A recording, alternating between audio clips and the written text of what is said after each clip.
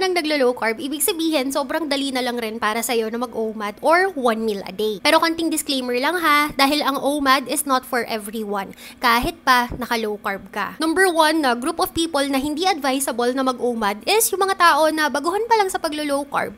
Kasi ibig sabihin, hindi ka pa fat adapted. Mag-a-adjust naman yung katawan mo, unti-unti matututunan niya na mag-shift yung energy source niya na dati ay sa sugar or sa glucose. Ngayon, matututunan na niya na gamitin si stored fats as energy source. By that time, unti-unti na hindi ka makakaramdam ng gutom at yung nararamdaman ninyo dati na nahihilo, tapos yung masakit yung ulo, yung mga ganon, wala siya. Kaya natural na mag-shift yung katawan nyo, kayo mismo, yung makakaramdam na ready na kayo mag-intermittent fasting or mag 1 meal a day. Second na group of people na hindi advisable ang pag-OMAD ay dun sa mga buntis.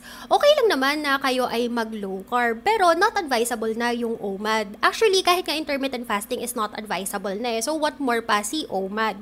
So, aside sa mga buntis, pang third, yung mga nagpapa-breastfeed naman. Kagaya sa mga buntis, dun sa mga breastfeeding mom, okay lang naman na kayo ay mag-low carb. Actually, mas maganda pa nga yun eh.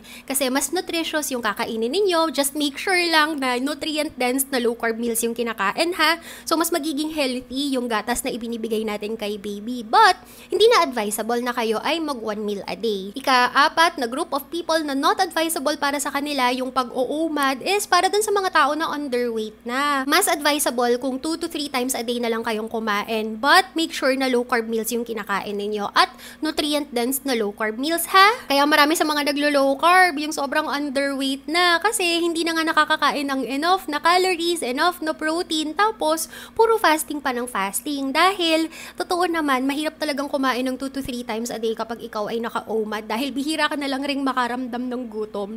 Pero dahil underweight ka nga, iwas muna sa intermittent fasting. Kung gusto mo talaga na mag-OMAD, kasi si OMAD is meron din namang mga health benefits, pwede mo siyang gawin kahit mga 1 to 2 times a week na lang. Huwag na lang gawing araw-araw dahil underweight ka na nga. Personally, kasama ako dun sa group of people na hindi naman underweight pero mabilis kasi akong pumayat.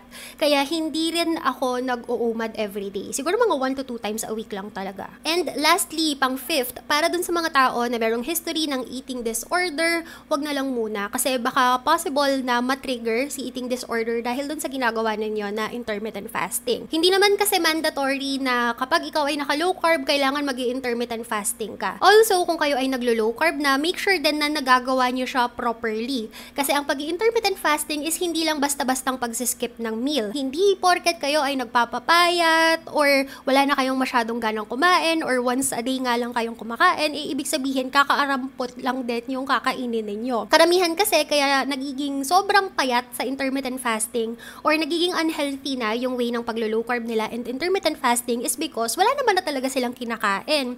Naka-OMAD para sa benefits ni OMAD pero kapag mealtime na, naku, ang kakainin lang kalahating cucumber tapos 2 perasong itlog dahil busog na, stop na sa pagkain. Maling-mali po yun. Kasi kapag sinabing 1 meal a day, kung kailangan ng katawan mo ng 1,500 calories sa loob ng isang araw, yung 1,500 calories na yun, kakainin mo dun sa 1 meal mo. Hindi ibig sabihin nakakain kayo ng konti. Kaya idagdag natin dun sa mga tao na hindi pwedeng mag-intermittent fasting or mag 1 meal a day.